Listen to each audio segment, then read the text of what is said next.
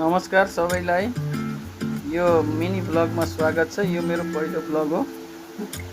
म अहिले चाहिँ इको भिलेज रिसोर्ट भन्ने यो पोखरामा रहेको छ। हेर्नुहोस्, एकदमै राम्रो ब्युटिफुल वाटरफल पनि त्यही अनुसार राम्रो छ र त्यहाँ मेनली यो वाटर पार्ककै रूपमा यो परिचित रहेको छ पोखरामा।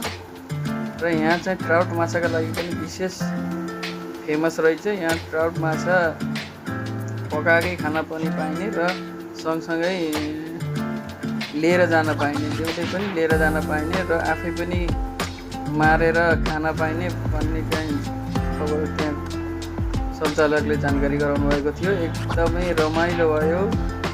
एकदमै भुजुङ खोलाको तिरमा रहेको यो वाटर पार्क एकदमै उत्कृष्ट थियो। एउटा दुईवटा फोटो खिचेर आजको दिन अन्त्य गरिएको छ। धन्यवाद, नमस्कार।